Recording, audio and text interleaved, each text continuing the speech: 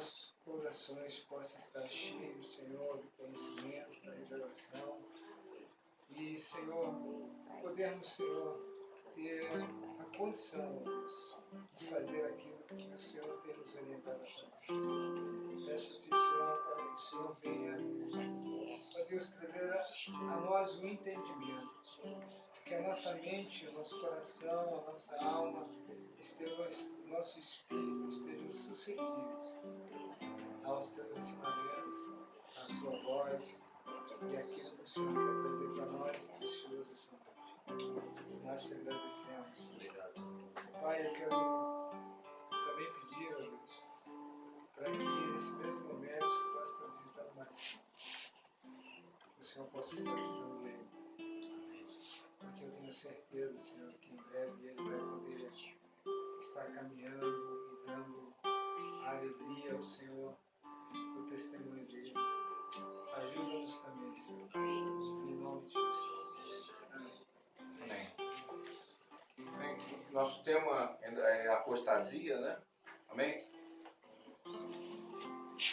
Então, Efésios 6, a gente tem buscado fundamento na palavra para justificar, né, o que tem acontecido nesses dias, né? Mas principalmente para a gente ficar alerta, né? E tomar as posições necessárias, né? Amém? Não só ouvir, né? Mas ouvir e praticar, né? Então, Efésios 6:10 vai falar que por causa de Cristo e pela causa de Cristo, todos nós estamos envolvidos numa batalha. Amém? E a gente percebe isso nitidamente, né?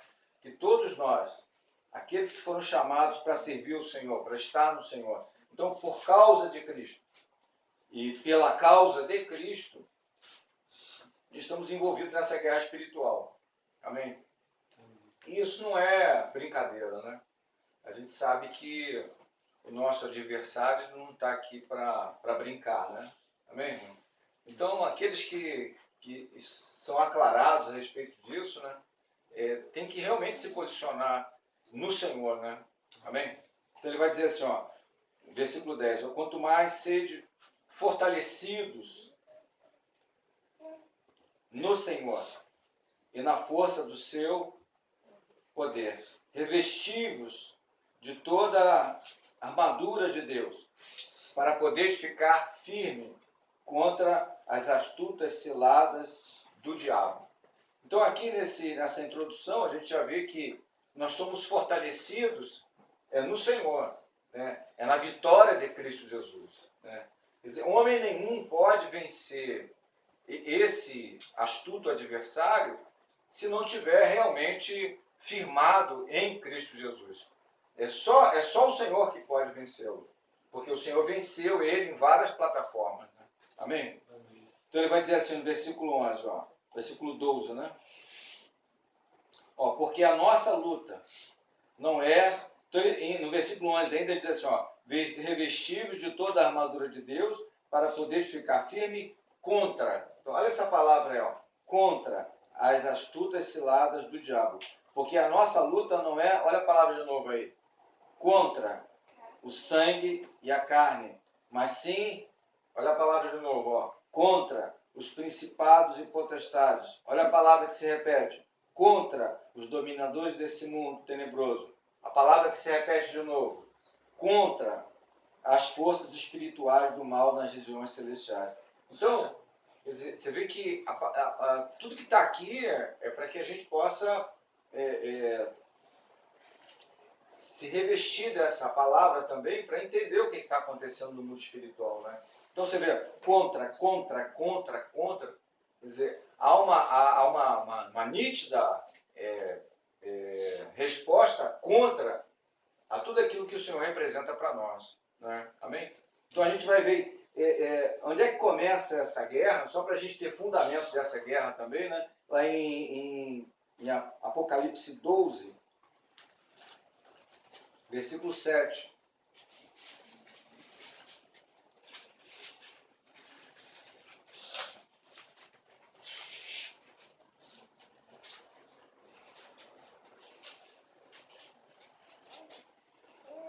Então nós não podemos exaltar o adversário, a ideia, a centralidade é de Cristo, não para demônio.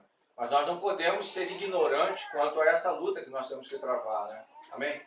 E a gente vai ver que o grande vitorioso sobre ele é o Senhor, né? Amém? Então exaltamos o Senhor, mas nós não podemos estar negligentes a essa luta e desprezar esse adversário, né? Nós não podemos desprezar ele, não. Nós sabemos que em Cristo a nossa vitória está estabelecida. Então Apocalipse 12, versículo 7 diz assim: houve peleja no céu. Miguel e os seus anjos pelejaram, olha a palavra de novo aí, contra o dragão. Também pelejaram o dragão e os seus anjos. Quer dizer, aqui você já vê que houve uma divisão aonde? Em que ambiente que houve divisão? No céu. Quer dizer, isso não é brincadeira. Quer dizer, no ambiente de governo pleno do Senhor, houve essa divisão. Os irmãos estão entendendo isso? Então aqui você tem Miguel e os seus anjos, e aqui tem os anjos malignos, já revelados, né? Amém? Agora, no versículo 8, tem uma palavra de conforto aos nossos corações, né? Então vai dizer assim, ó, todavia, não prevaleceram, nem mais se achou no céu o lugar deles, desses rebelados, né? E foi, versículo 9, e foi expulso o grande dragão, a antiga, então ele vai dizer todos os nomes aqui, ó. Foi expulso o grande dragão, a antiga serpente, que se chamava e o sedutor de todo, sedutor de onde? De todo o mundo. Sim, foi atirado para a terra, e com ele os seus anjos. Então, nosso problema ele reside aqui, né? Amém, irmãos? Então, ó, lá no versículo 12:2. 12, Apocalipse 12, versículo 2. Então diz assim, ó, por isso, festejai. Não. Ele estava grávido. 12:12. Perdão, desculpa, eu falei 12:2. Por isso celebrai ao céu. Por isso celebrar. Celebrar por quê? Por causa da vitória. Quer dizer, houve uma peleja aqui, né? E quem é que prevaleceu? Os anjos do Senhor, a força do Senhor, né? Então tá lá, no versículo 7 assim, ó, houve peleja no céu, e Miguel e os seus anjos pelejaram contra o dragão, né? E o dragão e os seus não prevaleceram. Então houve aqui, ó, então, por isso que houve vitória, né? Por isso festejai os céus e vós os que nele habitam. Agora, olha o que está dizendo aí. Ai da terra e do mar, pois o diabo desceu até vós, cheio de grande cólera, sabendo que pouco tempo lhe resta. Amém? Então, quer dizer, o poder destrutivo do nosso adversário, e a palavra é muito clara, quer dizer, aqui ai é uma atenção, né? Ai dos moradores da terra, porque ele desceu com grande fúria sobre vós. Amém? Em Apocalipse 8, versículo 7.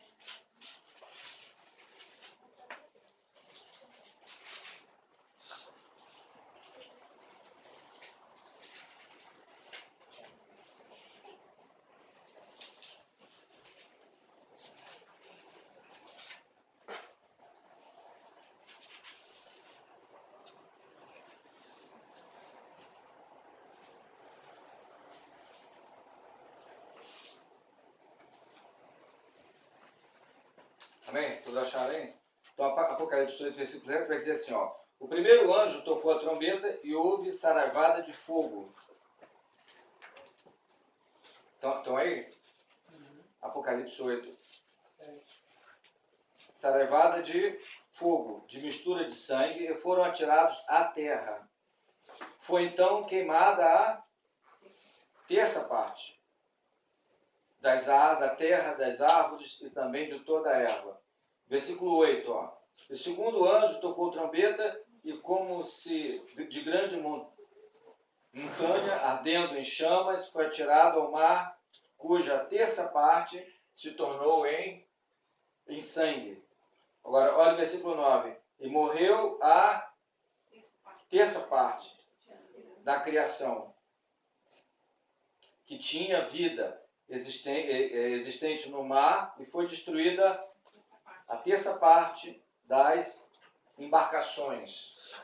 O terceiro anjo tocou trombeta e caiu do céu sobre a terça parte dos rios e das suas águas e fontes de estrelas e tal. No versículo 11, e o nome da estrela é... E a terça parte das águas se tornou em abismo, em absinto, e muitos dos seus homens morreram por causa dessas águas, porque se tornaram... Versículo 12, o quarto anjo tocou trombeta e foi ferida a terça parte do sol. Depois ele vai dizer assim, para que a terça parte deles escurecesse na sua terça parte, não brilhasse, tanto de dia como de noite. Amém? Então, no versículo 13 vai dizer assim, então ouvi uma águia que voava pelo céu e dizia em grande voz, ai, ai, ai dos moradores da terra. Então você vê aqui que uma terça parte, aqui quando há uma peleja, uma terça parte dos anjos cai, não é isso? Uma terça parte. Então, tudo que será fendido também é uma terça parte. Quer dizer, há uma destruição de uma terça parte. Que você não é conhecido. Por que está aqui terça parte, terça parte? Qual é a referência que nós temos de terça parte para destruição? Amém? Está entendendo isso? Então, a terça parte, quer dizer, então nós estamos vendo aqui, não é dando glória para o diabo, mas para entender o que vai acontecer, porque isso vai acontecer. Está escrito aqui, guarde isso, está escrito, tá, então vai acontecer. Então aqui é Deus avisando a gente de que isso vai acontecer. Aqui não adianta orar para que isso não aconteça, né? Amém? Nós temos que nos resguardar em Cristo, né? Amém? Então a vitória do Senhor e a nossa vitória é a vitória do Senhor. Então lá em Apocalipse 5,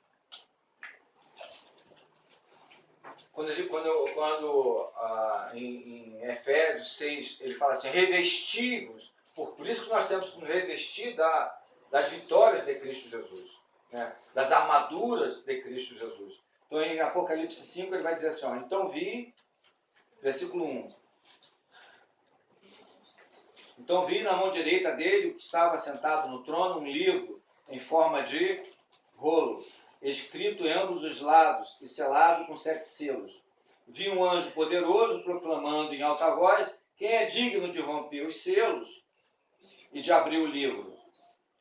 Mas não havia ninguém, nem no céu e nem na terra, nem embaixo da terra, que pudesse abrir, que pudesse sequer olhar o livro. Né? Então eu chorava, aqui é João, né? Amém? O apóstolo João.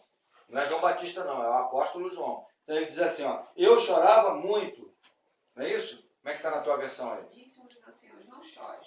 Eu chorava muito porque não se encontrou ninguém, versículo 4, que fosse digno de abrir o livro e de olhar para ele. Agora, então um dos anciões me disse, confortando João, olha só, não choreis, eis que o leão da tribo de Judá, da raiz de Davi, venceu para abrir o livro e os 7 selos.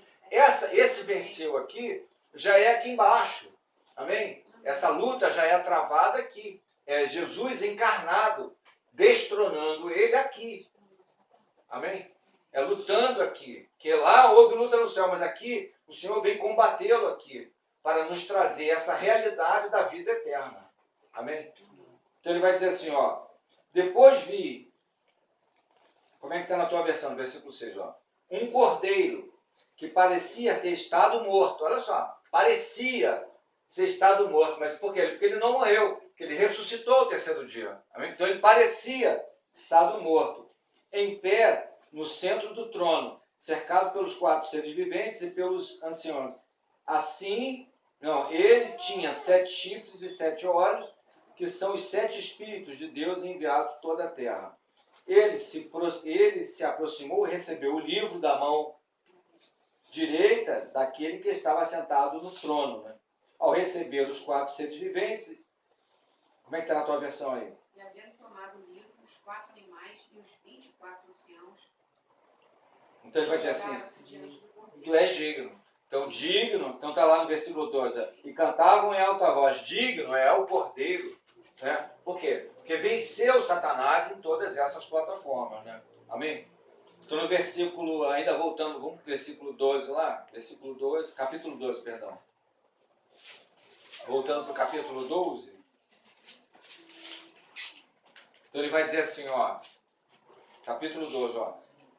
Então ouvi, versículo 10, capítulo 12, versículo 10. Ó. Então ouvi grande voz no céu, proclamando. Olha o que estavam proclamando. Agora veio a salvação, o poder, o reino do nosso Deus e a autoridade do seu Cristo, pois foi expulso o acusador dos nossos, o mesmo que os acusava, que os acusa de dia e de noite diante do nosso Deus. Eles, somos nós, hein? Amém? Eles, pois, venceram. Por causa de quê? Por causa do sangue do Cordeiro e por causa da palavra do testemunho que deram, e mesmo em face da morte, não amaram a própria vida. Amém? Então, glória a Deus, porque nós vencemos por causa de quê, irmãos? Por causa da vitória do nosso Senhor Jesus Cristo. Né? Então, nós vencemos. O nosso acusador foi vencido. Né? Então, voltando lá para Efésios 6, então aqui começa a fazer sentido. Ele fala assim, quanto mais, versículo, Efésios 6, versículo 10, quanto mais sedes o quê? Fortalecidos no Senhor e na força do seu poder. Revestivos, pois, de toda a armadura de Deus, para que podeis ficar firme contra as astutas ciladas do diabo. Né? Então nós temos um vencedor, nós já sabemos quem é, agora nós temos que nos posicionar, e já começamos a fazer isso com grande êxito, né? Porque todas as nossas vidas estavam travadas no inferno. É mesmo? Amém, irmão? Parece que foi ontem, mas eu andei em treva profunda.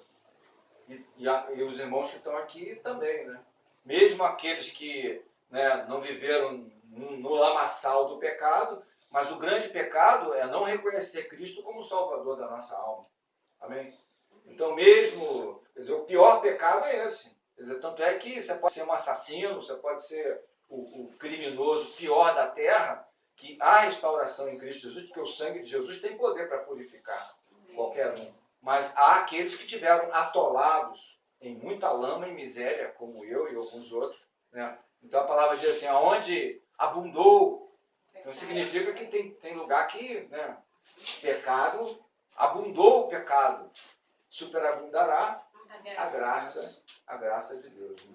Né? Amém? Então essa é a nossa luta, né? A nossa guerra. Então lá não precisa abrir não, eu vou ler aqui, em Colossenses 2, versículo 15, ele diz assim, e despojando os principados e potestades publicamente, os expôs ao desprezo, triunfando sobre eles na cruz do Calvário. João 16, também 7 a 11, assim, do juízo, porque o príncipe deste mundo já está julgado. Né? Amém, irmãos? Então a vitória do Senhor é a nossa vitória. Né? Amém? Então, ainda lá em Apocalipse 1,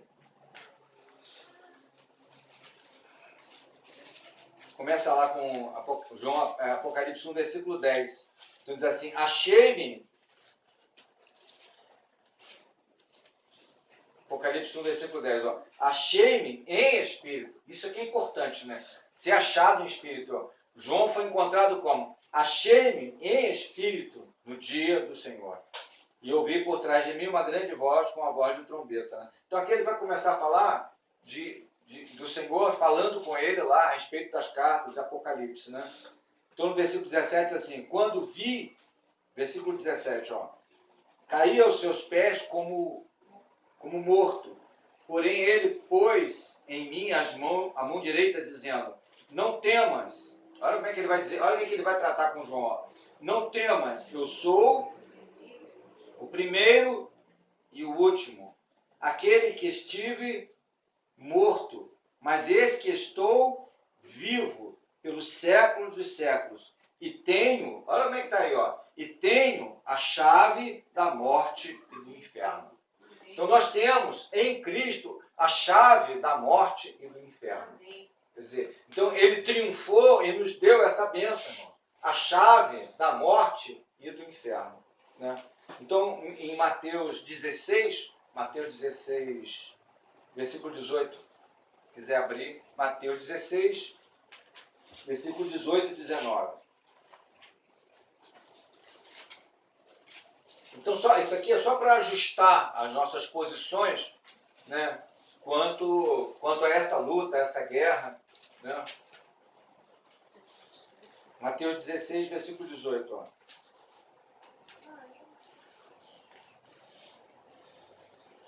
Então, Jesus vai dizer lá, né, lembra sempre de Apocalipse, eu tenho a chave da morte e do inferno. E aqui em Mateus 16, ele diz assim, ó, versículo 18, todos acharam? Mateus 16, 18. Ó. Também eu te digo que tu és Pedro, e sobre esta pedra edificarei a pedra é ele, né? A pedra angular, né? Amém? Ele não vai edificar nada sobre Pedro, mas sobre ele. Então, edificarei e sobre esta pedra edificarei a minha. E as portas, olha como é que está aí, ó. E as portas do inferno não prevalecerão contra ela, contra a igreja do Senhor. As portas do inferno não prevalecerão contra a igreja do Senhor. Então, olha o versículo 19, ó. Dar-te-ei o quê? As chaves do reino dos céus. O que ligar na terra será ligado. O que te ligar na terra será. Então, essa é a nossa posição. A posição da igreja do Senhor não é de defesa contra Satanás, mas é de ataque contra o diabo.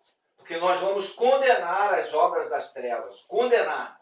Amém? A igreja, ela foi constituída também, que o propósito principal é de glorificar o nome do Senhor, é de apresentar a igreja com a estatura de Cristo, com o testemunho santo do Senhor, né? Mas a igreja, ela foi constituída também para desfazer as obras do diabo. Não é isso? Então a nossa posição qual é? As portas do inferno não prevalecerão contra a igreja do Senhor. Nós estamos atacando e eles é que estão se defendendo. Amém? Não pense ao contrário.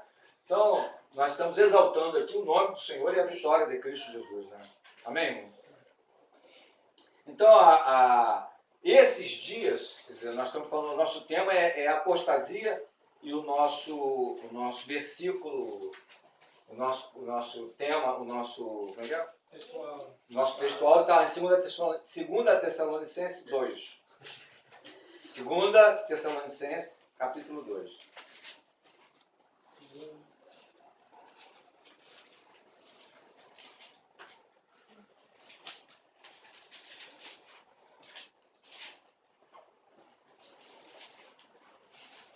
Então, enquanto você abre aí, 2 Tessalonicenses capítulo 2, versículo 2. Então o que vai acontecer nesses dias? Há um alinhamento maligno,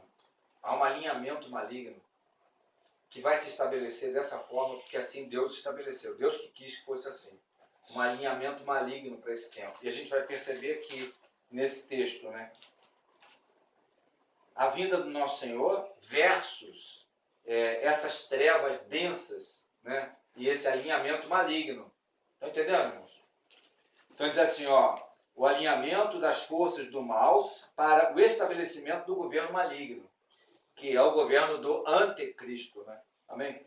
Então aqui está assim, ó. Irmãos, no que diz respeito à vinda, olha só.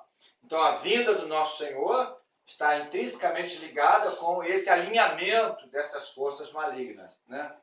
Ó, a vinda do nosso Senhor Jesus Cristo e a nossa reunião com Ele. Ó, versículo 3, ó. Ninguém, de nenhum modo, porque isso não acontecerá sem que antes venha a apostasia. E seja revelado o quê? O homem da iniquidade e o filho da perdição, que se opõe e se levanta, opõe, leva, contra. Então aqui nós temos a palavra também, contra, mas de outra forma, né? Oposição. Então ele se opõe e se levanta, aí ele vai usar a mesma palavra, ó, contra tudo que se chama Deus e é objeto de culto ou de adoração. E vai se assentar como Deus, ostentando-se como se fosse o próprio Deus. Não vos recordais ainda convosco, eu costumava dizer-vos estas coisas. Agora sabeis, como é que está aí?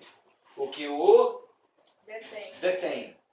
Porque ele, para que ele seja revelado somente em ocasião oportuna. Versículo 7. Com efeito, o mistério da iniquidade já opera, aguardando somente que seja afastado aquele que agora o... Então, ó, versículo 9. Ora, o aparecimento do iníquo é segundo o aparecimento do iníquo é segundo a eficiência de quem? Satanás. Então ele vai operar, toda vez que você ouvir a palavra eficácia, ela tem a ver com o quê? Você tem um alvo, olha só, existe um alvo definido e ele vai acertar. É isso que é eficácia. Quando eu dou um tiro, ó, pá, lá pro alto, mas estou mirando para lá, eu não vou acertar, pá, mas aqui não. É um tiro, é uma guerra, onde há uma luta, ele tem um alvo bem definido e ele vai acertar. Então, então o nome disso é eficiência, eficácia, precisão. Então, ó, aparecimento do iníquo é segundo a eficácia de Satanás, com todo poder, sinais e prodígios da mentira. E com engano da... Agora, embaixo está assim, ó. E por este motivo, pois que Deus lhes... Versículo 11. Deus lhes manda o quê? A operação do erro, para darem crédito à mentira. Mas aqui está aqui, ó. Versículo 10 vai dizer por quê, ó. Todo engano e justiça. Os que perecem, porque não... Como é que está aí, ó? Não escolheram o amor da verdade para serem salvos. Como é que está na tua versão? Aqui está escolher. Não acolheram, perdão. Desculpa. Acolher é receber, é exatamente isso. Aqui fala, pois não recebem. Não quiser, rejeitaram. Então isso aqui já é uma consequência da rejeição daquilo. Quer dizer, não existe um muro, como muita gente acha, né? Eu não quero ser cristão, eu não quero esse negócio de Jesus, também não quero o diabo. Eu quero ficar neutro. Tem condição? Quem não tem o Senhor, não há como prevalecer sobre a astúcia e as ciladas de demônio. Amém? E olha como ele tem prevalecido nos nossos dias. Né? Amém, irmão? Então há uma luta travada aqui, e essa luta travada, ela tem um objetivo, né? Amém? Um objetivo claro. Então o objetivo claro qual é? Se nós temos um lugar onde encontramos abrigo, proteção, salvação, restauração, aonde é? Então nós temos um autor, a gente já viu aqui, né? Ele é o autor, nós vimos lá o princípio. Ele lutou, ele venceu, os anjos venceram, mas é porque ele venceu. Né? Amém? Então, ó, em Hebreus 12, Hebreus 12, versículo 1. Versículo 2.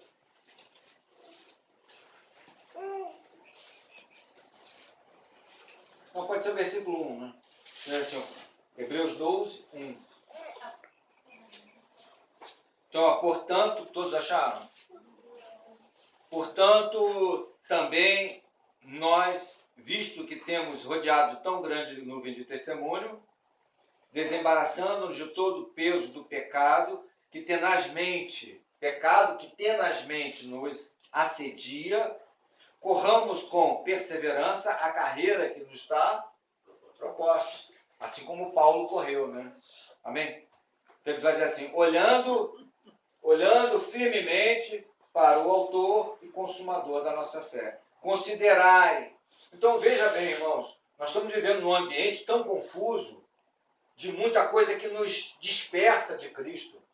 Os irmãos percebem isso? Muitas coisas, tudo que acontece em volta, tem esse sentido também e acaba nos dispersando do Senhor, tirando da nossa vida a centralidade do Senhor, irmãos. É isso que a gente percebe nitidamente. Tudo que nos cerca tem esse propósito de nos tirar dessa centralidade do Senhor. Até o nosso trabalho, até a nossa sobrevivência é importante, lógico, mas não é o principal.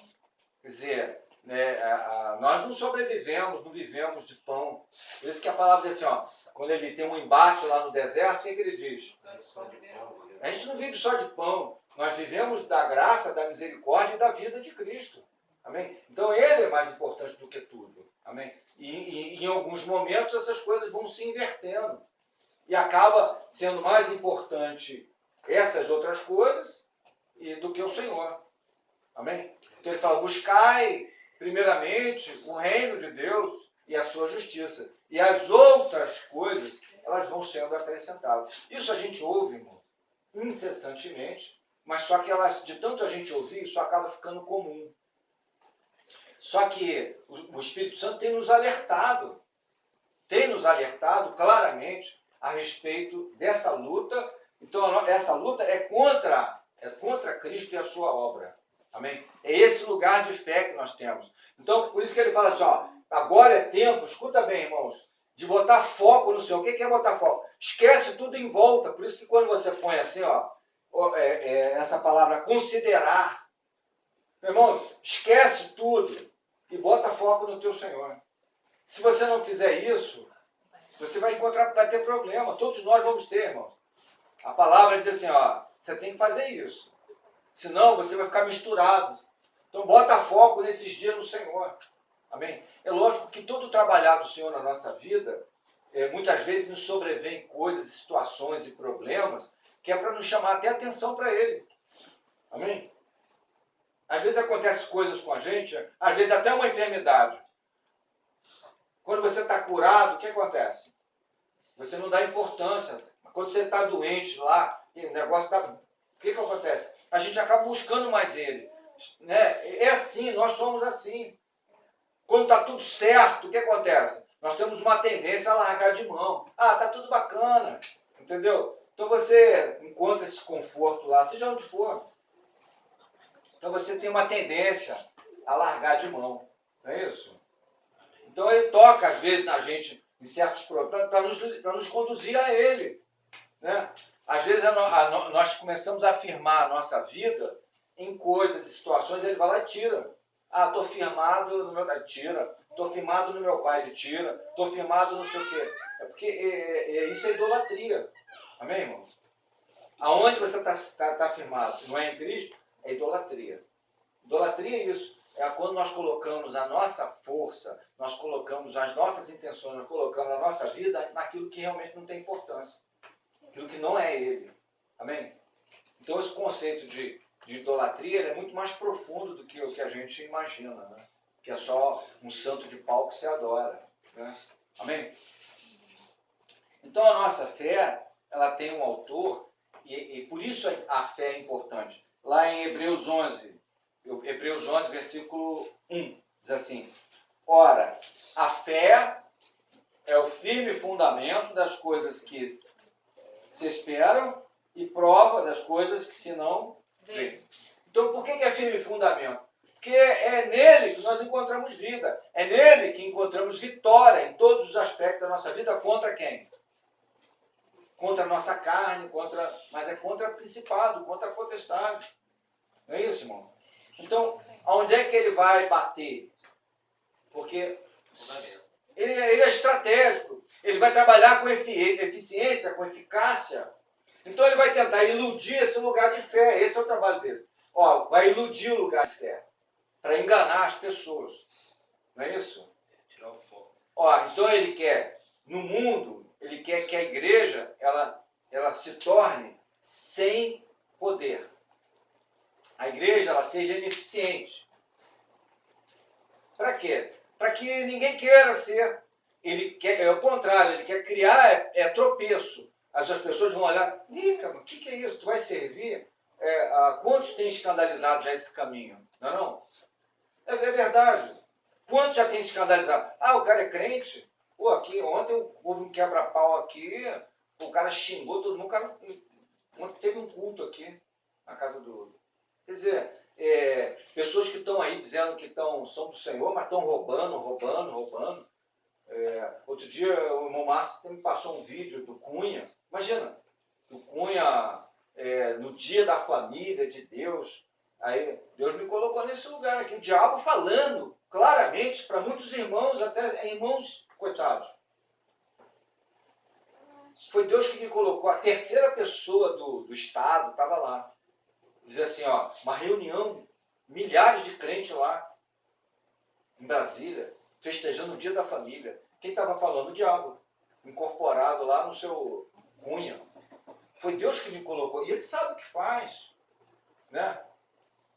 E qual é a palavra que ele deu lá? Lembra? Família... O povo merece respeito. O povo merece respeito.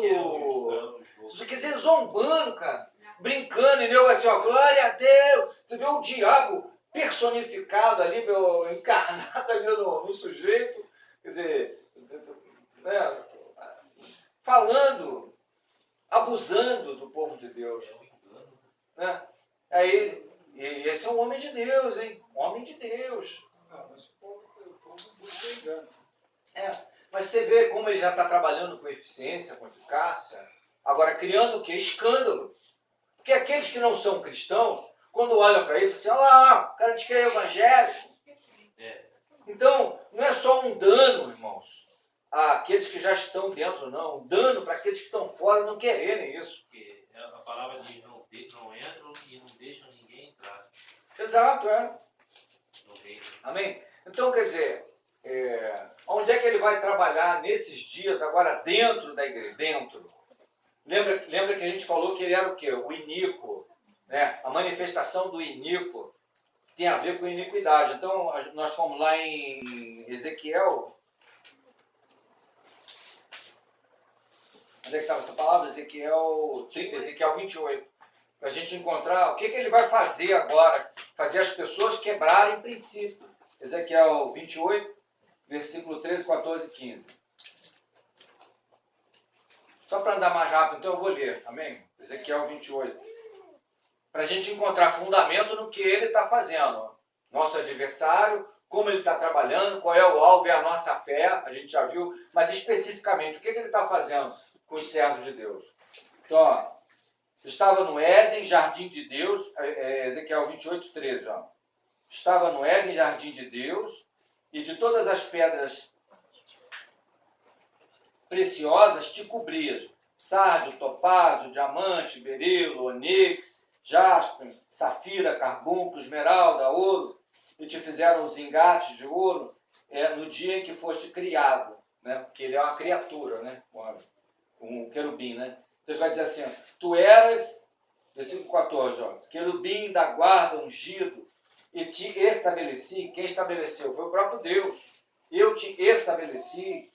Permanecias no monte santo de Deus, no brilho das pedras andavas, e perfeito, então versículo 15 assim, ó, perfeito era nos teus caminhos, desde o dia em que foste criado, até que, então essa palavra, até que se achou nele iniquidade.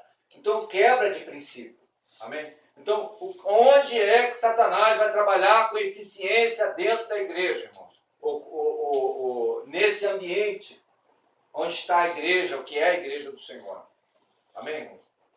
Ele vai quebrar princípios, vai te ensinar a quebrar princípios. Amém? Então, como é que enfraquece a igreja? Fazendo a igreja quebrar princípios. Amém? Princípios bíblicos em relação a tudo. Ó, princípios em relação ao casamento. Quantas pessoas hoje estão iludidas quanto ao casamento, quebrando princípio, e meu irmão, sofrendo as consequências de quebrar esse princípio. E as pessoas acham que isso é brincadeira. Tanto é que hoje você vai ver, dentro do povo de Deus, como o divórcio alcançou níveis insuportáveis, exatamente como é no mundo. Como é que é no mundo? É dentro da igreja. Então, se você vê todas as pragas, todas as tipo de pecado que está lá, não está aqui dentro da igreja igualzinho. As pessoas cometendo os mesmos erros, amém? Como se fossem ímpios. Então a gente falou sobre muro, né, sobre Jerusalém, os muros, né, o que delimita uma cidade, lembra? A Jerusalém espiritual é governo. Todos que estão debaixo do governo de Deus estão dentro dessa Jerusalém espiritual. Então, muro é para separar quem está dentro de quem está fora. Não é isso? Mas aí, quando esse muro é fendido, depois você lê lá em Neemias, você vai entender isso. Que os muros foram fendidos. Fendidos por quê? Porque as pessoas não querem andar em ordem com a palavra. Então, esses muros são a nossa proteção. Não é isso? Os muros são estabelecidos a partir do governo de Neemias. Esdra, palavra, Zorobabel, altar, e Neemias, muro, que é governo. Amém? Então ele fala assim, aguardai, me esperem em Jerusalém. Aguardem em Jerusalém. Porque vocês vão ser revestidos lá em Jerusalém. Lembra disso? Por quê? Aguardar debaixo desse governo, dessa visão do Senhor. Amém? Então nós vamos ver Satanás trabalhando essa quebra de princípio. Por exemplo, quando eu faço você se prostrar diante de um homem e servir a um homem, eu quebro esse princípio. Então nós vamos ver um pouco mais disso hoje. Né? Amém? Em 2 Timóteo 3, vai falar desses homens que já quebram princípios. Né? 2 Timóteo 3, versículo 1.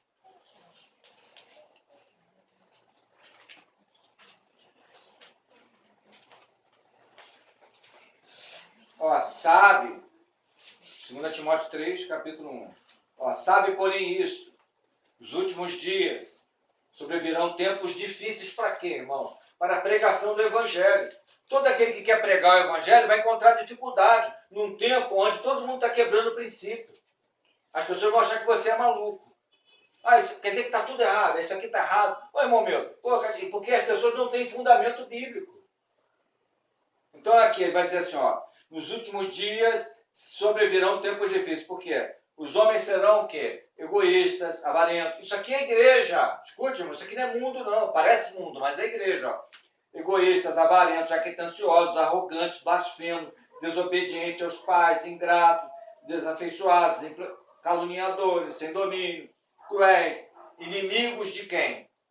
Do bem, traidores, infatuados, mais amigos dos prazeres, que é o serviço hoje dessa igreja caída, onde as pessoas querem fazer você feliz, você próspero. Isso tem a ver com seus prazeres. Está entendendo? Quer dizer, hoje todo o movimento gospel, todo esse movimento pentecostal, entre aspas, ele prega o quê, irmãos? Uma prosperidade, um conforto para o cidadão que quer ser cristão, não? Sucesso. Então mais amigo dos prazeres do que amigos de Deus. Então, tendo forma de piedade, piedade aqui o que é? É amor de Cristo, né? Amém? É amor manifesto, né? Tendo forma de piedade, mas negando o quê? Desses foge. Amém? Então, qual é o foco? Então, ele vai usar, a gente já falou sobre isso, Mateus 24, quem pode abrir? Pode abrir. Mateus 24, versículo 3.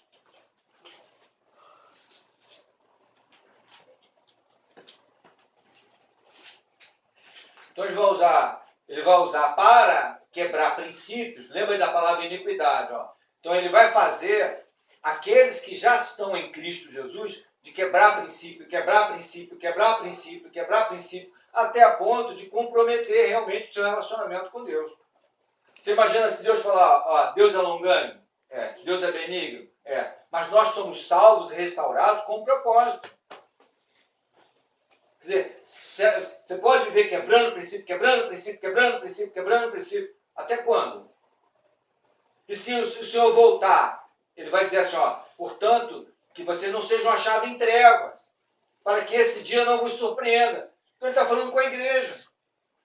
Andar em treva o quê? Fora da verdade, fora dos princípios estabelecidos pela igreja, para o Senhor, para a igreja, né? Pelo Senhor, para a igreja.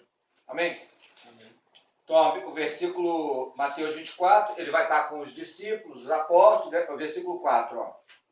E ele respondeu, vede que ninguém vos engane, porque virão o quê? Falsos cristos, e enganarão a muitos. Versículo 11, levantar-se-ão muitos falsos profetas, e enganarão a muitos, e por se multiplicar, agora olha a palavra aí, o que é multiplicar? Multiplicar a quebra de princípio, quebrar princípio, quebrar princípio, quebrar princípio, por se multiplicar a iniquidade, o amor se esfriará. É uma consequência. Mas quem é que está fazendo quebrar? É falsas doutrinas, falsos mestres, falsos profetas. Ó, abre aí para a gente, mais uma vez, ó, volta um pouquinho, Mateus 7. Mateus 7, versículo 21.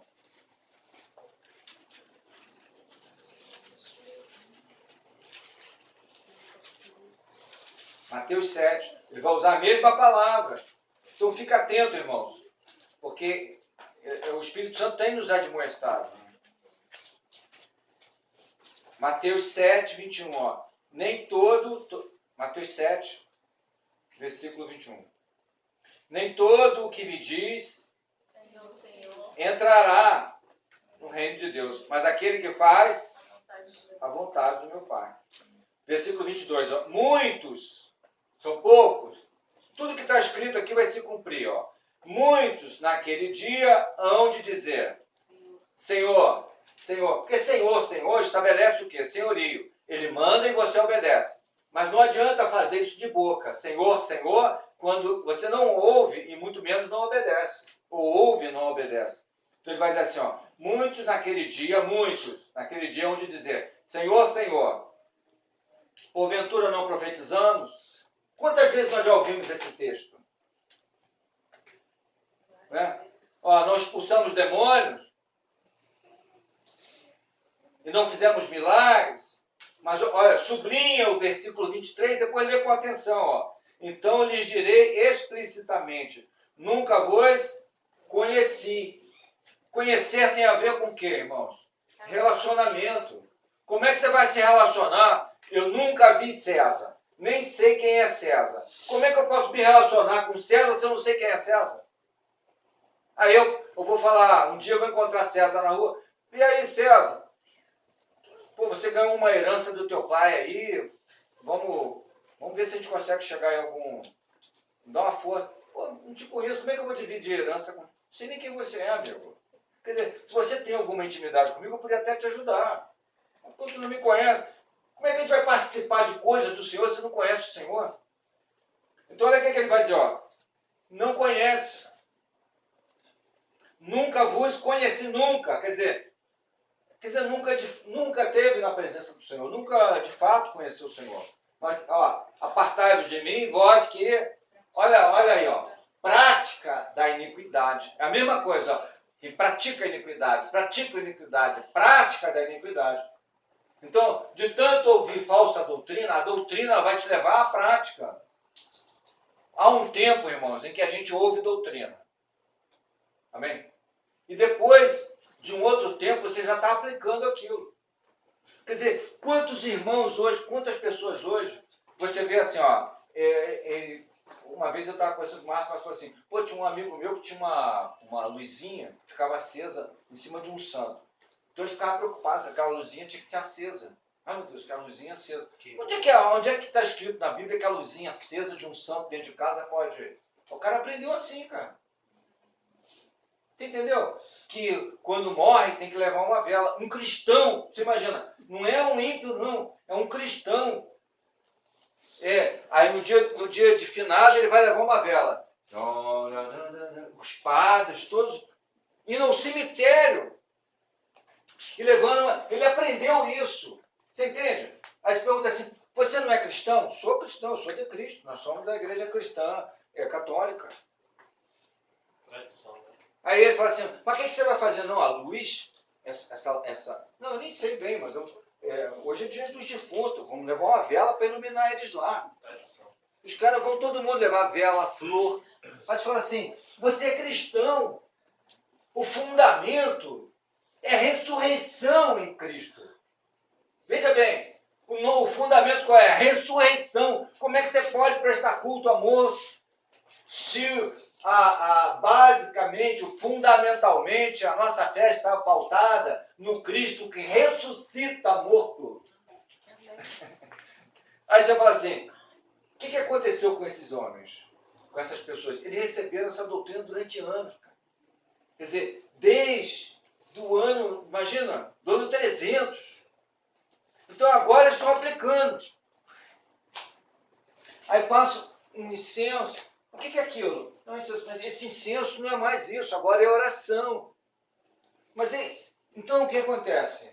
Se você for lá falar alguma coisa, o cara vai falar assim, que você é um estúpido. Porque ele aprendeu, não tem mais como. Então, durante o tempo, a doutrina faz isso. Assenta na cabeça e na mente das pessoas, no coração, certas coisas que depois não tira mais. Como só a graça e a misericórdia de Deus. Você vê que irmãos que já são cristãos, que já passaram pela reforma do catolicismo. Que hoje são irmãos que não estão mais na estrutura, que não sei o que e tal. Mas que são tão confusos, parece um parafuso, não consegue às vezes congregar, não consegue andar reto 6 meses. Porque a mente é um labirinto. Que também continua, eles aprenderam depois de ser evangélicos, depois não são católicos, já são evangélicos. Mas mesmo assim continuam trilhando um caminho de dificuldade. Muita dificuldade. Não é pouca não, é muita dificuldade. E para ajudar é difícil. Porque quando você fala assim, ó, eu vou pegar uma pessoa que não tem Cristo Jesus, como a gente tem várias pessoas morrendo, meu irmão, ele recebe rápido o Senhor. Você quer a vida, aqui está a vida, você ora por ele é impactado por Deus, meu irmão, ele vê que é uma bênção, vai encontrar dificuldade, a carne dele vai lutar contra a vida dele, Satanás, mas ali ele já começa a receber ensinamento e começa a firmar os pés e começa a andar. Agora, como é que você vai oferecer Cristo para quem já tem Cristo? Olha, eu tenho uma solução para a sua vida, qual é? Cristo Jesus. Não, mas eu já sou crente. Então, como é que você vai... Não, mas aí, ó, mas você vai me reevangelizar? Você vai me reevangelizar? Eu sou crente, irmão. Eu já sou cristão. Eu já recebi o Senhor. Eu não tenho mais que receber nada. Como é que você vai ajudar uma pessoa que já recebeu Cristo? Aí você vai dizer assim, não, olha só, você recebeu, mas não recebeu muito bem, não. Até para desmontar essa estrutura, esse arcabouço na mente das pessoas, são fortalezas, são sofismas. Onde a preocupação, às vezes, muito maior com a liturgia, há uma preocupação muito maior com a liturgia, com as coisas externas. O fariseu é isso. Preocupação com as coisas externas. Está muito mais preocupado, às vezes, com o pão da ceia. Peraí, que pão é esse que vocês estão comendo aí? O pão tem que ser sem fermento. Então, uma preocupação... Mas e se tiver fermento entre nós? Ah, não tem problema, o importante é que não tenha no pão, poxa.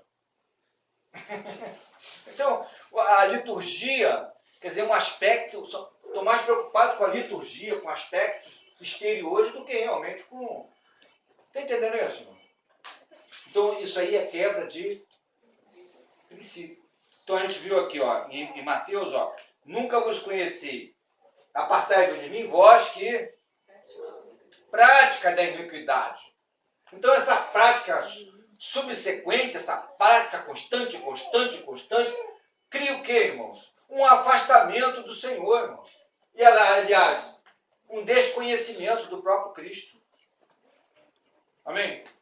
Ó, em Mateus 17, 7, 24, vai dizer assim, ó, o que ouve, 7, 24, ó, todo aquele que ouve a palavra e as, olha como é que está aí, prática, é só assim que a gente consegue vencer essa dificuldade, irmão.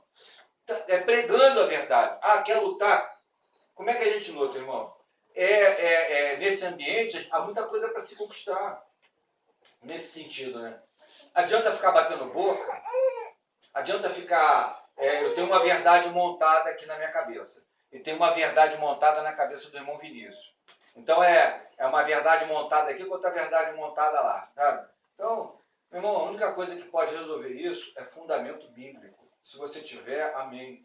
Aí dá para combater. Agora não adianta ficar uma ideia montada contra ideia montada. Entendeu? Não resolve nada. Então o que resolve é isso. Aqueles que são servos de Deus hoje, que estão voltados para ganhar esse tempo, esse território, é através da palavra, só isso. Voltar para a palavra e meditar na palavra, não é isso? E buscar fundamento. É aí que a gente vai se alicerçar e ficar firme. Amém? Então, ó, o que ouve e pratica é um homem o quê? Prudente. Edificou a sua casa. Edificou a sua casa sobre onde? Rocha. Rocha é o quê, irmão? Fundamento. Está entendendo? Fundamento. É por isso que a gente tem gasto tempo nesse sentido. Então, aquele que edificou a sua casa sobre fundamento adequado. Então, aqui é casa espiritual, veja bem. Casa espiritual aqui, porque tem muita gente que lê a Bíblia e diz assim, ah, não, isso aqui é a casa do crente, é a casa do ímpio. Não é casa do crente, casa do ímpio, não. É porque o Espírito Santo não mora. Aqui é morada do Espírito. Ó, é casa, morada do Espírito, que tem fundamento bíblico. Tá entendendo? O que vai acontecer com ele? Ó, vem a tormenta, vem a dificuldade, crente tem problema? Tem. Crente adoece? Adoece. Crente pode ser assaltado? Crente pode ter todos os problemas que o ímpio tem. Eu digo assim, mas eu digo de afronta, de tudo isso. Na saúde, doença não dá imposto. Mas o que acontece? Crente morre igualzinho. Mas qual é a diferença para nós? Aqueles que estão alicerçados na verdade, fundamentados em Cristo, não sofrerão dano. A casa não sofre dano. Por quê? Porque você está sempre em paz. Amém, irmão? Amém. Pode faltar comida? Pode. E como é que está a tua relação com Deus? Está legal? Então, você vai viver bem. Pode faltar, só não pode faltar a paz de Cristo Jesus em nosso coração. Então, os que estão fundamentados é a casa que foi edificada sobre... Nós cavamos as escrituras, mas a rocha está lá, a gente não põe rocha. Você vai botar alicerce, tijolo, mas rocha tem que estar lá, porque ela é eterna. Você vai achar a pedra fundamental quando você cava, né? Amém? Agora, ó, aqueles que não puseram a sua casa espiritual, casa é espiritual, não é casa de ímpio não. Os que puseram a sua casa espiritual sobre areia, quer dizer, sem fundamento bíblico, o que vai acontecer? Eles vão quebrar princípio. Mas aí vem a tempestade, aí vem a água, vem a tormenta, o que vai acontecer com ele? A casa vai sofrer dano. Versículo 26, ó. Versículo 26, ó. O que ouve e não pratica, não tem prática da verdade, não tem testemunho da verdade. Amém?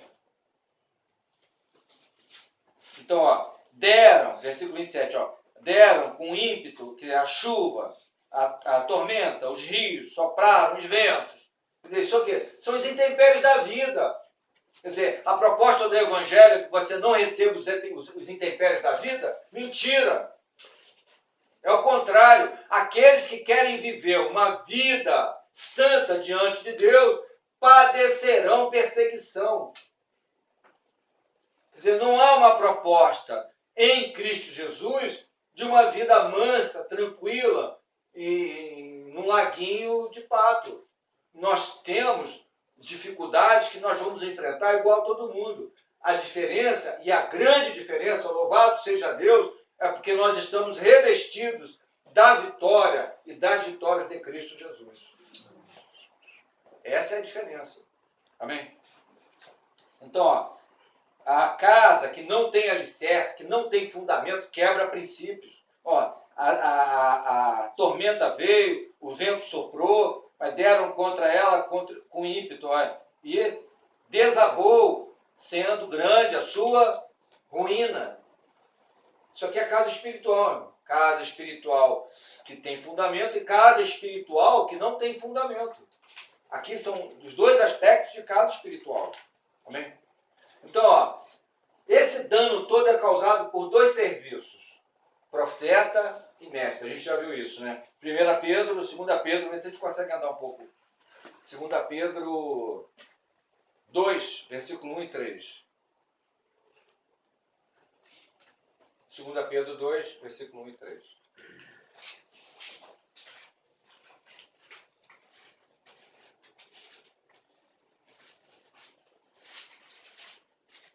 Segunda carta a Pedro, capítulo 2, 1 e 3. Assim, todos acharam? Assim como é que está escrito aí? Ó? Assim como no meio do povo surgiram, olha o verbo aí, surgiram falsos profetas, assim também surgirão, ou haverá entre vós falsos mestres. Então ele vai falar sobre falsos profetas e falsos mestres. E introduzirão o quê?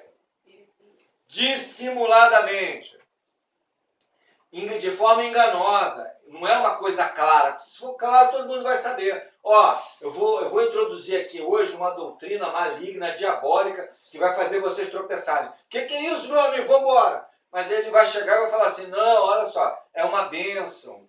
Louvado seja Deus. É algo que vai trazer muita paz no teu coração. E você vai ser uma bênção no Senhor. Eu vou trazer algo para você que vai edificar a sua vida. Mas é mentira. Então, olha aqui, ó. Introduzirão dissimuladamente o quê? Heresias. Heresias o quê? Destruidoras. Heresias, que são mentiras. Heresia, o que é, irmãos? Isso tem a ver com doutrina, são falsas doutrinas. Doutrinas que não têm absolutamente sustentação bíblica. Então eles vão introduzir doutrinas que não têm sustentação bíblica para quê? Para que você quebre iniquidade. Lembra sempre da palavra iniquidade. Né? Então, ó, heresias destruidoras até o ponto de quê? Renegar, quer dizer, negar de novo. Né? Renegar. Negar, você já negava. Aí você recebeu o seu, mas vai negar ele de novo. Negar através de quê, irmão? De doutrinas falsas. Estão entendendo isso? Então, ó, negar quem? O soberano Senhor que os resgatou. Trazendo sobre si mesmo o que é?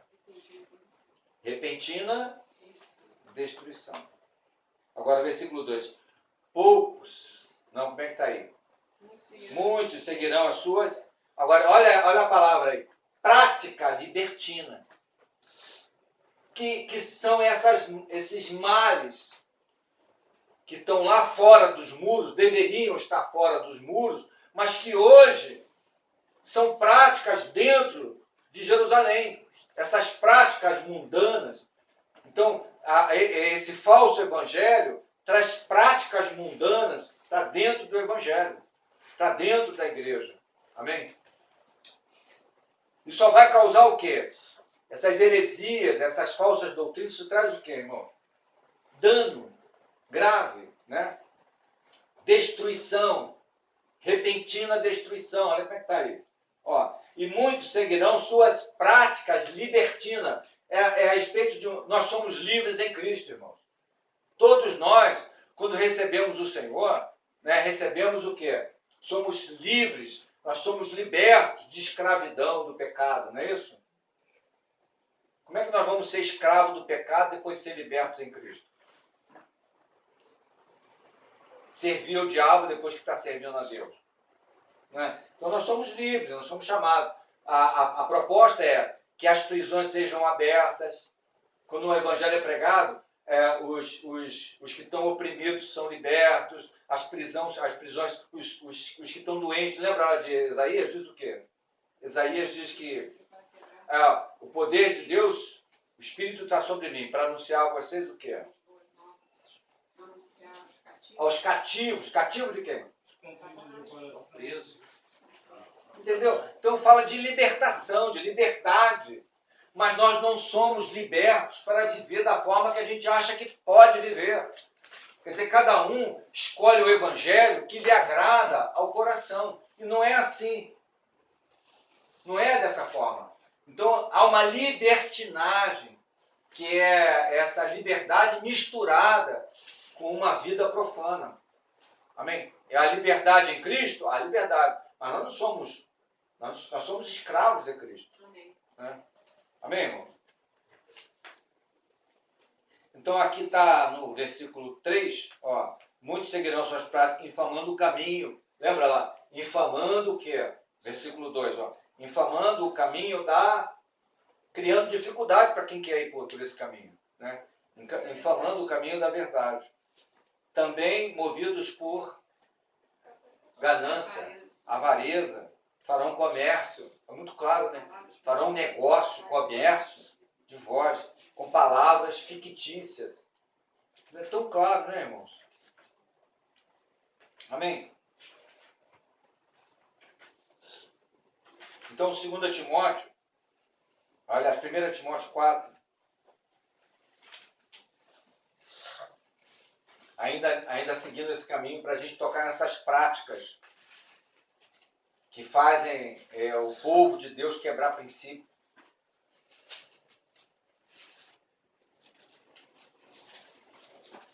Primeira Timóteo 4.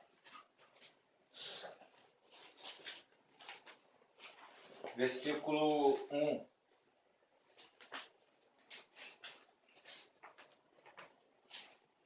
Então, ó, ora, o Espírito afirma, a gente falou sobre isso, expressamente. Deus tem pressa para comunicar, né? Que nos últimos tempos são os últimos 2000 anos, não é isso? Ó, nos últimos tempos, alguns o quê? Apostatarão. Olha a palavra de novo aqui. Apostatar é negar a fé. Você imagina o quanto é importante a fé em Cristo para nós? E o que a fé em Cristo nos faz? Né? Nós somos justificados pela fé. Não é isso? Então, ó, lembra que a fé é o firme fundamento das coisas que se esperam, mas não se veem. Que a nossa fé, lembra sempre disso, ó, a nossa fé ela está pautada em Cristo Jesus, que é o autor e consumador da nossa fé. Né? Então, ó, nos últimos tempos, apostatarão da fé. Fé esse é o Senhor e a sua obra. Ó, porque fé é simplesmente um crer, é um acreditar. Fé é o quê? É esse ambiente, não é só um ambiente, mas é Cristo e a sua obra. Essa é a fé. Lembra de Judas? Judas vai falar assim, ó, eu vou falar de uma fé comum, que de uma vez por todas foi dada aos santos. Que fé foi essa? Cristo Jesus. É um homem, é uma pessoa, a fé. Então ele vai dizer assim, ó, apostatarão de Cristo, da fé, por obedecerem o quê? Como é que está na tua Bíblia? Espíritos enganadores e ensino de demônios. Olha só. Ensino de demônios. Doutrina, ou então algumas versões assim, doutrina de demônios. Amém? Ó, pela hipocrisia. Hipocrisia o que é, irmãos? São esses atores, né? Esses falsos mestres, falsos profetas. Ó. Pela hipocrisia dos que falam mentiras, versículo 2, ó, e que tem cauterizada a sua própria consciência. Lembrando sempre que consciência é a janela da alma, né? E a consciência, quando ela é tocada pelo Espírito, ela nos leva ao arrependimento. Todos nós que tivemos essa primeira experiência com o Senhor, é uma experiência de quebrantamento, né? Amém? De choro, de arrependimento diante do Senhor. Essa é uma obra do Espírito Santo, quando toca a consciência do homem. Todo homem tem consciência, mas enquanto o Espírito Santo não toca nela, ele anda, quer dizer, pecados que para nós eram comuns. Quer dizer, o que é o adultério para um adúltero que não tem Cristo? O que é o adultério, irmãos, para um adúltero?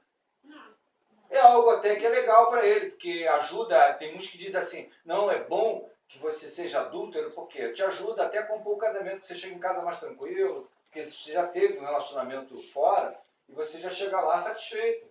Você não vai ficar com essa cobrança da tua mulher. Então você vê tanta besteira, tanta loucura, tanta insanidade, mas as pessoas acham isso comum.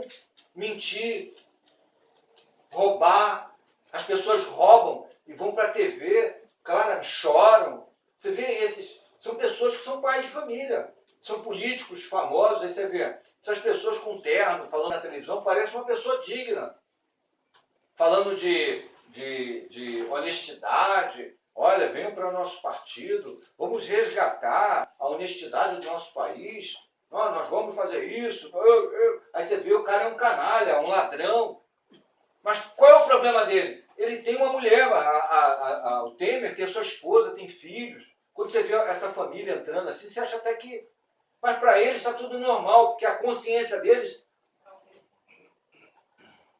Agora, quando um homem de Deus é tocado pelo Espírito, ele passa a sofrer esse processo. Quer dizer, muitas vezes até um palavrão que você fala, aquilo te incomoda. Coisas que você falava, né? Às vezes, né, para um homem de Deus, um servo de Deus, quando você erra, aquilo traz um peso ao teu coração. Por quê? Por causa da consciência, tocada pelo Espírito, que te leva sempre a esse arrependimento. Amém? Então a consciência de alguns homens, mesmo dizendo que são do Senhor, mas já estão cauterizadas, não conseguem mais arrepender. Está entendendo isso? Então vamos abrir aí e tocar nessas doutrinas. Ó. Então, ó, nos últimos tempos apostatarão da fé por obedecerem a espíritos enganadores e a doutrina de demônios e ensinos de demônios. Apocalipse 2:6.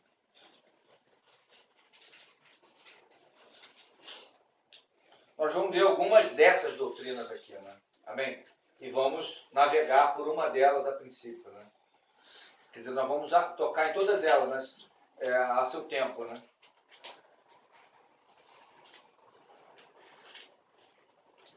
Então, Apocalipse 2, versículo 6. Vocês acharam? Então, aqui tem uma doutrina diabólica aqui, que ela vai fazer as pessoas tropeçarem e quebrar princípio, iniquidade, né? Então, ó. Tens, porém, isto, versículo 6, ó, que odeia as obras dos nicolaítas, os quais eu também odeio. Então aqui nós temos o quê? Obra dos nicolaítas. Os nicolaítas aqui estão obrando. Está entendendo? Obra dos nicolaítas. Aqui depois a gente vai ver prática, né? Então obra, né? Agora olha aqui, ó, Apocalipse 2:15. Apocalipse 2, versículo 15, ó. Obra, já estão obrando aqui, né? Agora, olha, Apocalipse 2, assim tem também os que seguem o quê? A doutrina. Então nós vimos obra, mas aqui nós temos o quê? Doutrina dos nicolaítas. Então vamos se ater aqui a essa primeira doutrina diabólica aqui. Então é a doutrina dos nicolaítas. Essa palavra vem de um vocábulo grego, né? Que é Nikos. De Nikos. Então, por exemplo, cidade Petrópolis, por exemplo, Petrópolis, cidade de pedra. Se você for ver, ó, Nicópolis é o quê? Cidade conquistada. Amém? Então, Nikos vem de conquista, conquistadores, né? Então, Nikos, Laos vem de ignorante, Laos, leigos, Laos, leigos. Então, ó, os que dominam sobre um povo ignorante, Laos, leigos, povo. Nicolaus, Nicolaitas, os que dominam sobre um povo. O povo de Deus perece por falta de quê? Conhecimento. Conhecimento. Então é ignorante porque quer. Né? Tem o Espírito, tem a palavra, mas não quer gastar tempo com ela. Amém? Nem com o Senhor, nem com a palavra. Né? Amém, irmão? Então, ó, aqui nós temos um fundamento, né? Entendeu? Quer dizer, um fundamento para entender essa doutrina, né? Então, os que dominam sobre um povo ignorante. Então, essas doutrinas vão bater contra quem? É como se fosse uma casta estabelecida que vai se opor a Deus. Lembra sempre de Tessalonicenses 2 lá? Faz oposição a Deus. Mas como é que é feita essa oposição? Então, ó, Efésios 5, não precisa abrir não, então para a gente entender melhor. O que essa doutrina vai se opor? O que tu fala assim, vai se opor, como é que se opõe a Cristo? Então, ó, Efésios 5, 23, só escuta. Efésios 5, 23 assim, porque o marido é o cabeça da mulher, como também Cristo é a cabeça da igreja, sendo ele próprio o Salvador do corpo. Então, como é que se compõe? O que é o corpo de Cristo? Só para a gente entender de forma melhor. Todo aquele que está anelado à cabeça aqui, ele faz parte do corpo. Porque o cérebro está aqui, ó, né? A cabeça está aqui. Está anelado aqui, faz parte do corpo. Mas quem é que manda? Quem é que determina? Quem é que... É a cabeça, não é isso, irmão? Um corpo sem cabeça fica esquisito. Um corpo desgovernado, né? Então a cabeça, fala de quê? Ou cabeça, ou a cabeça. Então Cristo é a cabeça da igreja. Como o marido é a cabeça da mulher, tá entendendo? Então, ó, porque o marido é a cabeça da mulher, como também Cristo é a cabeça da igreja, sendo ele o próprio Salvador do corpo. Mateus 16, 18 diz assim, ó, só ouve, não precisa não, Mateus 16, 18, ó, pois também eu te digo que tu és Pedro, e sobre esta pedra eu edificarei a minha igreja. Quer dizer, só Cristo pode edificar a igreja. E ele é o material da edificação. Então essa doutrina vai contra tudo isso. Ó. 1 Pedro 2,9 diz assim, ó.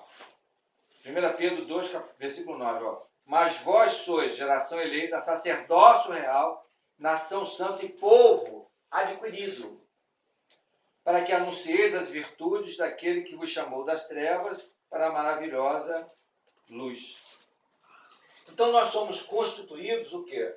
Como um reino de sacerdotes. Amém?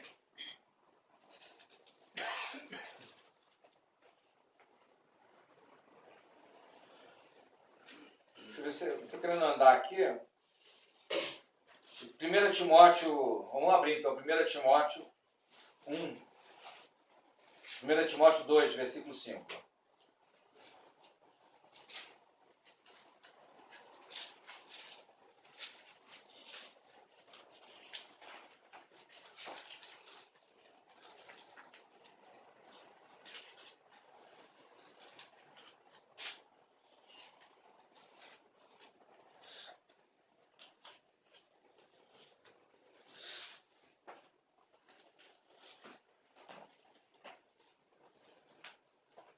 Os acharam? Então diz assim, ó, por quê? Porque há um só Deus e um só mediador. Entre quem? Deus e todo homem. Amém? Então, ó, só para a gente tocar aqui, ó, contra essa doutrina, contra essas doutrinas, a gente acabou de falar aqui sobre algumas coisas, ó, que ele é o cabeça, que ele é o único intermediário entre Deus e todo homem. A igreja é o intermediário? Não. Então, ó, Ó, Jesus Cristo é intermediário entre quem? Deus e qualquer homem, todo homem. Amém? Amém. Então, quando você põe uma classe que vai dizer assim, ó, você quer ir até Cristo? Escute, você quer ir até Cristo, então você tem que passar por mim. Então essa classe passa a ser o quê? Um intermediário entre Deus e o homem. Então ele bate contra essas doutrinas que são fundamentais. Ele é o cabeça e passa a ter um cabeça que não é ele. Ele é o único, ó, ele é como é que está escrito aí? Um só Deus, um só mediador. Ele é o único mediador entre Deus e todo homem. Então Deus, quando constituiu, escute bem, irmãos, ele constituiu a igreja como um reino de sacerdotes. Quer dizer, todos nós somos sacerdotes diante do Senhor. Que funciona como? Através de um sumo sacerdote. Não é isso? Que está lá em Hebreus 4. Se quiser abrir, Hebreus 4.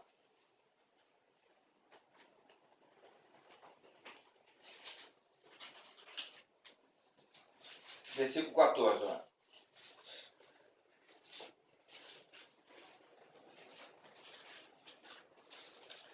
Isso tem a ver com o serviço. A gente está falando agora, quer dizer, vários aspectos dessa doutrina dos nicolaítas, que ela é contra vários desses princípios, né? Lembra? Quebrando o princípio, ó. Então, ó. Tendo, pois, Hebreus 4, versículo 14, ó. Tendo, pois, Jesus, quem? Hebreus 4, versículo 14, ó. Tendo, pois, Jesus o quê? O Filho de Deus. Como o quê? O grande sumo sacerdote que penetrou os céus, né? Conservemos a firme confissão, porque não temos um sumo sacerdote que não possa... Agora, versículo 16, ó. Acheguemo-nos, portanto, confiadamente, junto ao trono da graça, a fim de recebermos misericórdia, né, e acharmos graça para socorro na ocasião oportuna. Né? Então, Hebreus 10, dá uma pulada rapidinho para Hebreus 10 aí, ó. Hebreus 10, 19.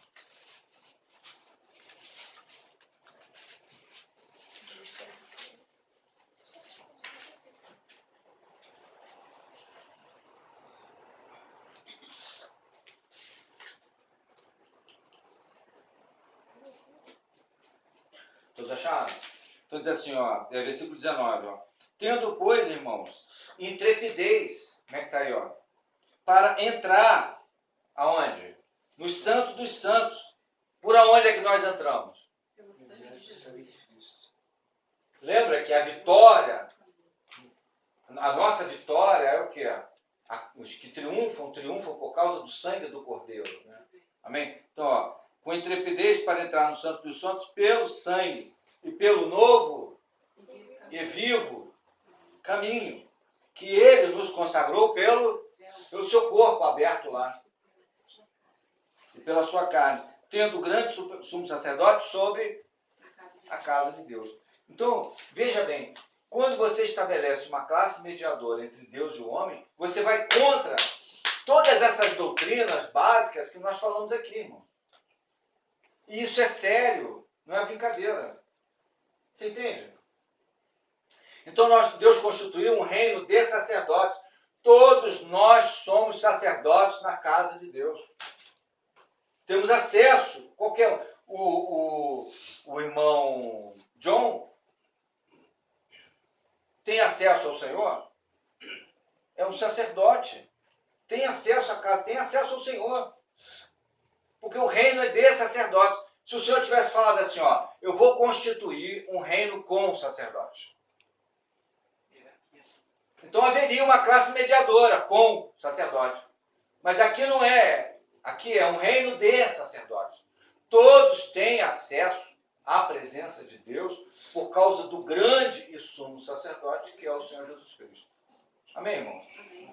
Então veja, depois vê isso com calma em casa, porque o nosso tempo sempre é curto, né? Mas essa classe mediadora, você vê que malefícios. Então, quando você estabelece, por exemplo, um pastor presidente, quando você estabelece um serviço sobre o outro. Está entendendo?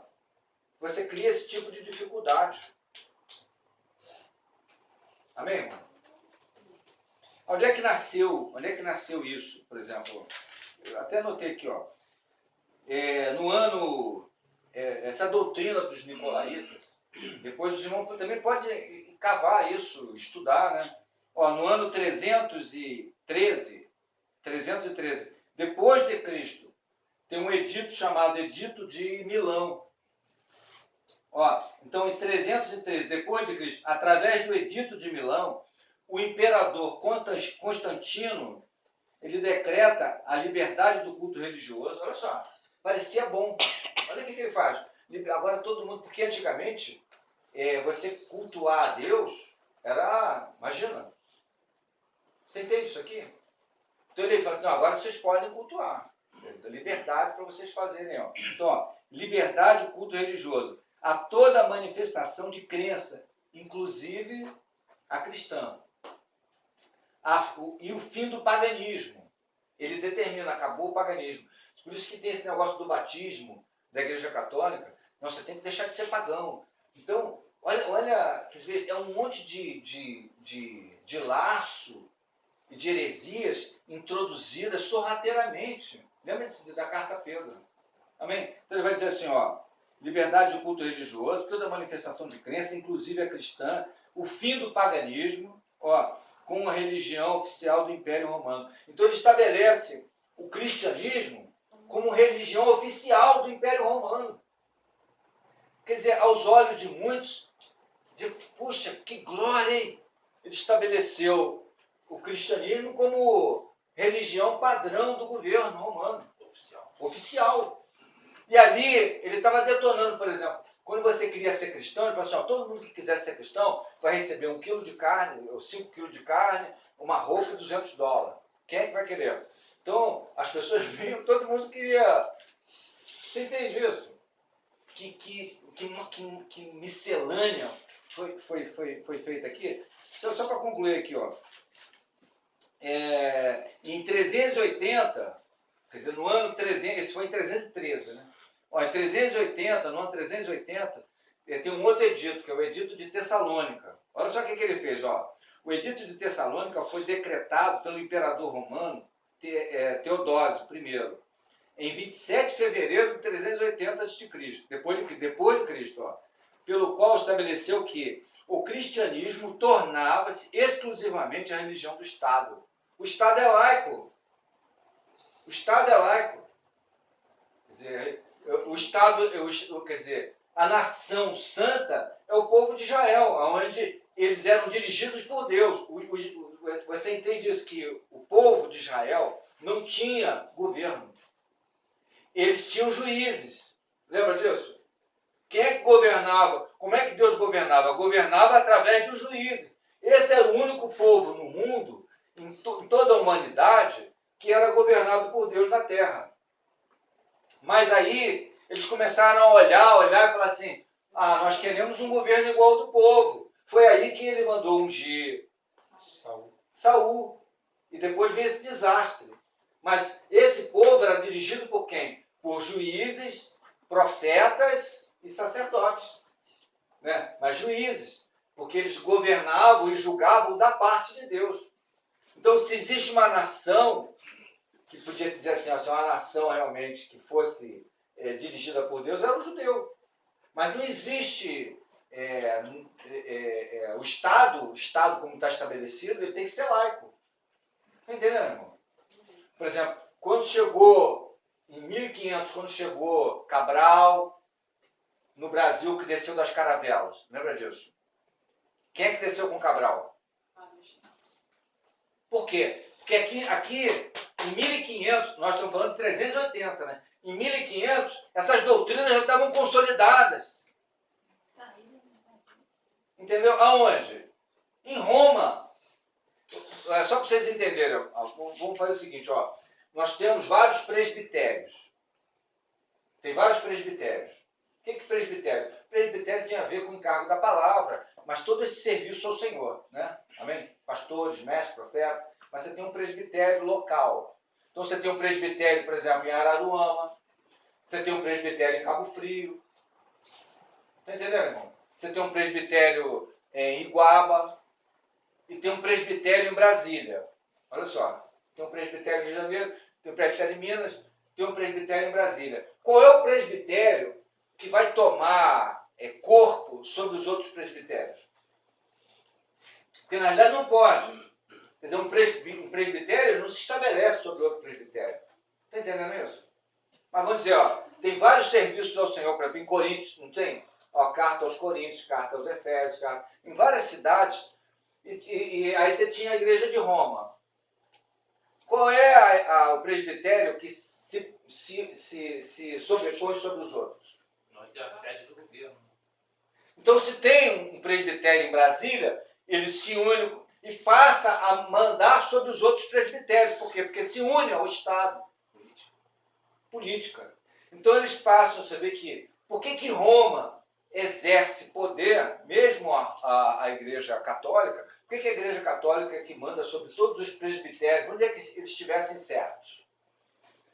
Mas por que Roma é o presbítero da cidade do Rio de Janeiro, tem o presbitério da cidade de Peru, da cidade de presbitério na Argentina, em cada um desses lugares, mas todos eles se reportam aonde? Ao Papa. E o Papa está onde? Você entende? Então eles uniram o quê? O Estado, a religião. Amém? Então esses dois concílios aqui, eu vou ler só o concílio, eu vou ler aqui parte do concílio. Isso aqui é original. É original. Eu recortei para os irmãos só entenderem, aqui traduzido para o português, né? O original. É o Edito de Tessalônica. Que parecia bom, né? Agora o Estado agora vai ser cristão. Ele diz assim, ó, Edito dos Imperadores Graciano, isso aqui é original, hein? Ó, o Edito dos Imperadores Graciano, Valentino II e Teodósio Augusto ao povo da cidade de Constantinopla. Ó, queremos que todos os povos governados pela administração da nossa clemência professem a religião que o divino apóstolo Pedro, olha, o divino apóstolo Pedro deu aos romanos. Quem é que teve lá em Roma? O serviço de Pedro foi feito lá.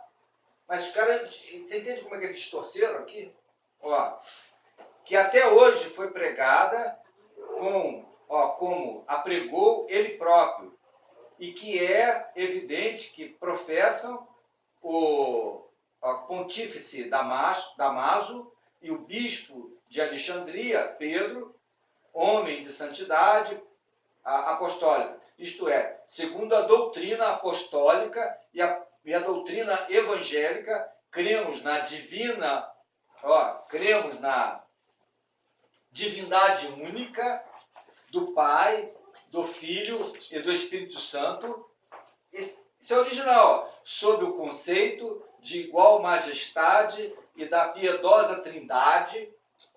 Ordenamos que tenha o nome de cristãos católicos quem siga esta norma, enquanto os demais os julgamos dementes e loucos.